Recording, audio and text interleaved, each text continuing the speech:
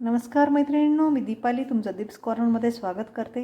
आज आपण पाहणार आहोत गुलाबजामुन कसे बनवायचे। गुलाबजामुन बनवण्यासाठी मी इथे गीट्सचे एक पॅकेट घेतलेलं आहे। हे आता एका ताटामध्ये मी काढून घेत आहे। एका पावाचं हे गीट्सचं पॅकेट होतं। आता याला आपल्याला दुधाने भिजवून घ्यायचं आहे। सुरुवातीला आपल्याला थोडंसं आसट भिजवून घ्यायचं आहे। अशा पद्धतीने आपल्याला गोळा भिजवून घ्यायचा आहे। थोडासा आसट इथं भिजवलेला आहे मी हा गोळा। आता यावरून मी थोडंसं दूध टाकून एक 10 ते 15 मिनिट हा गोळा असाच आपण सेट व्हायसाठी ठेवणार आहोत। ते 10 ते 15 मिनिट झालेले आहेत।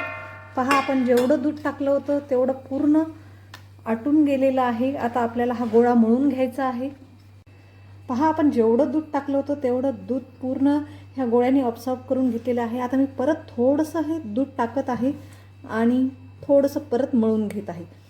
जेव्हा आपण गुलाबजामुन बनवतो तेव्हा हा गोळा आपल्याला आसट पाहिजे।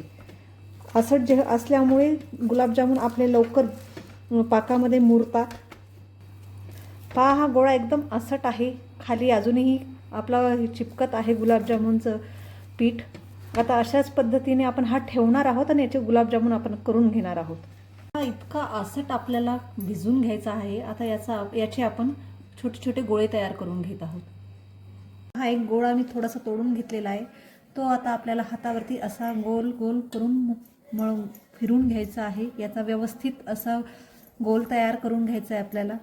अशा पद्धतीने आपल्याला हा गोळा तयार करून घ्यायचा आहे। याला क्रॅक गेली नाही पाहिजे, कारण तळताना जर याला क्रॅक गेली तर तळताना तो गोळा आपला फुटतो।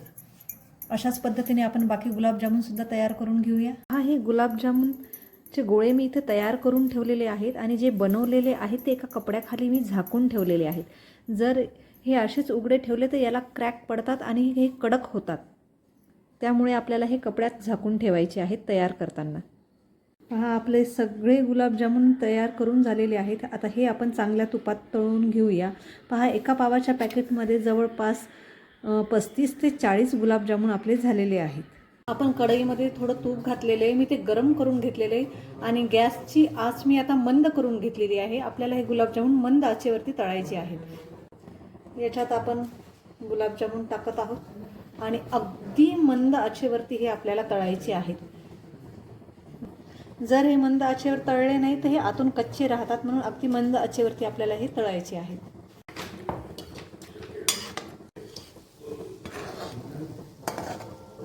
पहा, आपले गुलाबजामुन लालसर झालेले आहेत।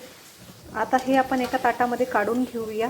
पहा, किती सुंदर असा कलर आलेला आहे इथे। अशाच पद्धतीने आता आपण बाकी गुलाबजामुन सुद्धा तळून घेऊया। आपले गुलाबजामुन तळून होईपर्यंत आपण साखरेचा पाक करून घेत आहोत। त्यासाठी मी अर्धा किलो साखर इथे घेतलेली आहे। आता यामध्ये आपण पाणी घालत आहोत। पाणी आपल्याला साखर बुडेल इतकं घालायचं आहे। पहा, आपली साखर व्यवस्थित पाण्यामध्ये बुडलेली आहे। जवळपास 1 ग्लास पाणी मी घातलेलं आहे। आता याचा आपल्याला पाक तयार करून घ्यायचा आहे। पहा, आपली साखर विरघळली गेलेली आहे। इथे पूर्ण एकतारी पाक आपल्याला होऊ द्यायचा आहे। पाक इथे आपण आता थोडासा थंडा करायला ठेवूया। साखरेचा पाक मी एका मोकळ्या भांड्यामध्ये काढून घेतलेला आहे। यामध्ये आता मी टाकत आहे विलायचीची पूड।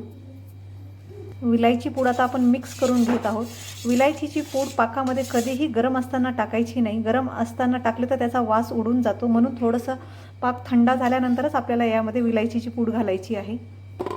आता यामध्ये घालत आहे मी आपण तयार करून घेतलेले गुलाबजामुन आणि हे आता आपल्याला मुरायला ठेवायचे आहे। हे मी उद्याच्या गुढीपाडव्यासाठी तयार केलेले आहेत, तर मी हे रात्रीच तयार करून ठेवलेले आहेत। आता याला आपल्याला चांगले यामध्ये पाकामध्ये मुरू द्यायचं आहे। पहा, 3 ते 4 तासानंतर आपले गुलाबजामुन पहा किती छान असे फुगलेले आहेत। एकदम असे जाड असे झालेले आहेत आणि याचा कलर सुद्धा चेंज झालेला आहे। जेव्हा गुलाबजामुन पाकामध्ये मुरतात तेव्हा त्यांचा कलर फिक्का होऊन जातो। तुम्हाला ही माझी गुढीपाडवा स्पेशल रेसिपी गुलाबजामुन बनवण्याची रेसिपी आवडल्यास माझ्या चॅनलला नक्की लाईक, शेअर आणि सबस्क्राईब करा। थँक्यू।